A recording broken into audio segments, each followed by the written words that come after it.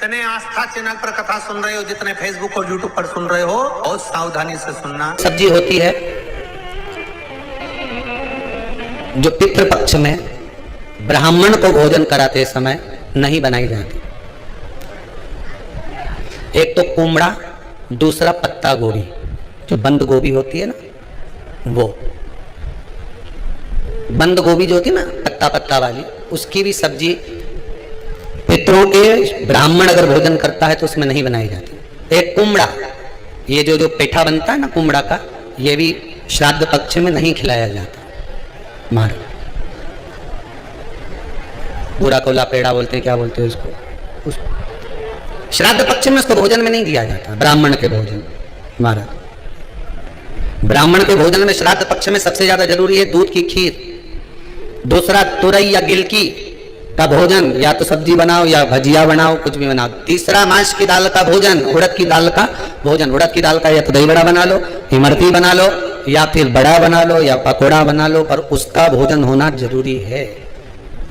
3 भाग दूध का भोजन आहूतों के हिस्से में चले जाता है, गिलकी और तुरई का भोजन पितरों के हिस्से में चले जाता है, मांस की दाल का भोजन, उड़द की दाल का भोजन प्रेतों के हिस्से में चले जाते हैं। इसलिए ये 3 भाग का भोजन ब्राह्मण जब श्राद्ध पक्ष का भोजन करे तो उसमें बनाना जरूरी, बहुत जरूरी। आपके यहां जब श्राद्ध हो भोजन अवश्य है। कई लोग कहते हैं गुरुदेव जब हम गया जी से आ जाएं तो क्या ब्राह्मण भोजन कराना जरूरी है? क्यों नहीं, कराओ, क्यों नहीं करा? क्या गाय की रोटी निकालना जरूरी है? स्वान की रोटी निकालना जरूरी है? कौवे की रोटी निकालना जरूरी है? हम कहते हैं अगर श्राद्ध गया जी का हो गया तो भले कौवे की मत निकालो, पर गाय की, स्वान की, ब्राह्मण जन की भोजन प्रसाद जरूर।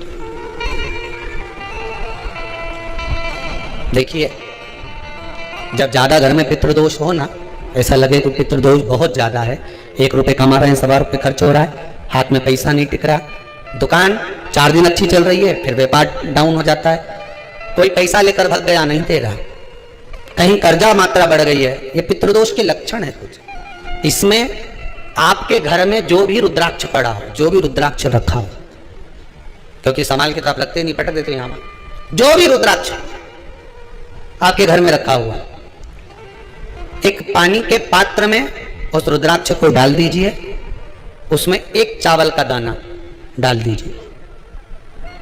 महाराज परिंदा जहां होता है, मटका, हंडा, या रसोई घर में आपका जो पानी भरने का स्थान होता है, जिसको आरो क्या क्या लगा के रखते हो, उसी के कहीं पास में उस कलश को रख दीजिए, ऊपर से उसको ढक दीजिए।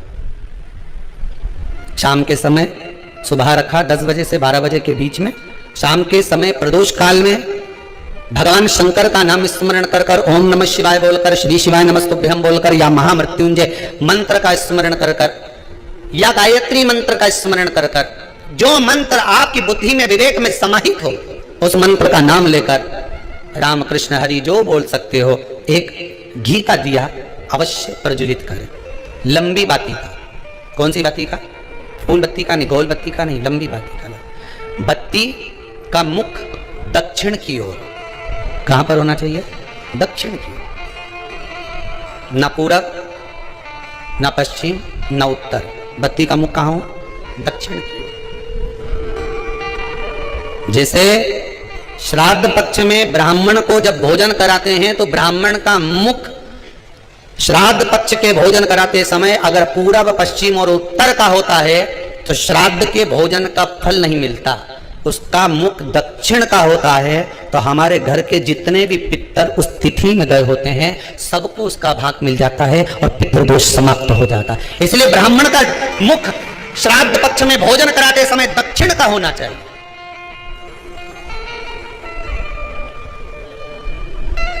ब्राह्मण का मुख दक्षिण का होगा।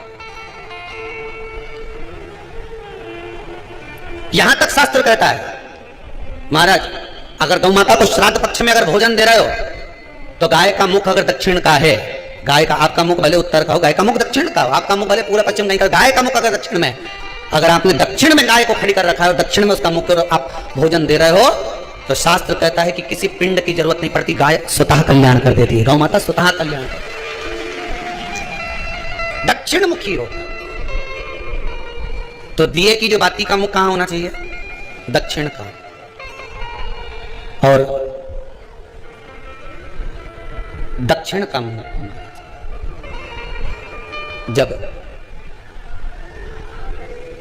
दक्षिण का मुख हो, दक्षिण की ओर बाती हो महाराज, तब दक्षिण की बाती जलाने के बाद में भगवान से वहीं पर प्रार्थना करें। जो कलश रखा है उसके ऊपर जो प्लेट रखी है, ढका गया है, वहां अपना सीधा हाथ रखें और अपने पूर्वजों का, अपने पितरों का स्मरण करें कि मेरे धन को लेकर कोई चले गया, मेरा व्यापार ऐसा चल रहा है, मेरा घर में बच्चों का विवाह नहीं हो रहा, या घर में इतनी अशांति है, या तकलीफ है, या कष्ट है, ये सब का स्मरण कर कर उस कलश को रात्रि भर रखे रहने दें। सुबह स्नान आदि करने के बाद फिर एक घी का दिया दक्षिण की ओर लगाकर सुबह 10 बजे से 12 बजे के बीच में उस जल को शिव जी को समर्पित कर कर आ जाएं और वो रुद्राक्ष लेकर वापिस आ जाए महाराज, वापिस आ जाए। उस रुद्राक्ष को अपने घर में रख दीजिए। वर्ष भर वो रुद्राक्ष आपको कभी बीमारी से नहीं घिरने देगा, कभी किसी जगह खड्डे में नहीं जाने देगा, वो उन्नति की ओर ही बढ़ाएगा। भले कोई भी रुद्राक्ष हो, 1 मुखी से लेकर 14 मुखी, 20 मुखी, 18 मुखी, जो रुद्राक्ष आपके पास में, आप तो उसका स्मरण करिए, आप उसका स्मरण करें। रुद्राक्ष का जल शिव को समर्पित करें। पितरों के जितने भी द्वार हैं, पितरों के जितने भी दरवाजे हैं, पितृलोक में जितने भी पितृ विराजमान होते हैं महाराज, ये सब शंकर के ऊपर चढ़े हुए जल का भाग ग्रहण करते हैं, शिव के ऊपर चढ़ा। 33 कोटि देवताओं में से कोई एक देवता ऐसा बता दो जिसको काली तिल्ली चढ़ती हो, काली मिर्च चढ़ती हो, सारे वृक्षों की पत्तियां चढ़ती हो, सब चढ़ा के पुष्प चढ़ते हो, दुर्वा भी चढ़ती हो, बेलपत्र भी चढ़ता हो, आंख का पुष्प भी चढ़ता हो, धतूरा भी चढ़ता हो, जिसको भांग आदि भी चढ़ती हो, तुलसी की मंजरी भी चढ़ती हो। तुलसी की मंजरी भी शंकर को चढ़ती, तुलसी का दल नहीं, मंजरी वो भी चढ़ती। 33 कोटि देवताओं में कोई ऐसा देवता बताओ, संपूर्ण सामग्री है, भगवान केवल एक है, देव अधिदेव महादेव, जिनको काली तिल भी चढ़ रही है, काली मिर्च भी चढ़ रही है, जिनको संपूर्ण सामग्री भगवान शिव को समर्पित हो रही, संपूर्ण यहां तक राई, सरसों, राई के दाने तक भगवान शंकर को चढ़ते हैं। 1.25 लाख दाने का प्रमाण है महाराज शंकर जी को समर्पित करने। सरसों चढ़ती, राई चढ़ती महाराज, पुष्प, बेलपत्र, दुर्वा, जगह जगह के पुष्प शिव को समर्पित होते हैं। देख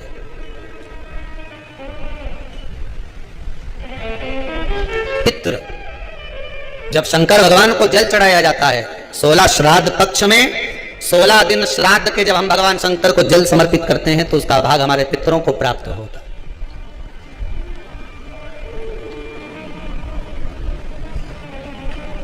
केवल 16 श्राद्ध के दिन ही ऐसे होते हैं जिसमें शंकर भगवान को जल में दूध मिलाकर चढ़ाने की जगह, दूध भले 1 चम्मच चढ़ा रहे हो पर अलग से चढ़ाओ, कच्चा दूध अलग से चढ़ाओ, उसके बाद भले तुम जल चढ़ा दो, पर लोटे में जल में दूध मिलाकर 16 दिन श्राद्ध पक्ष में नहीं ले जाना।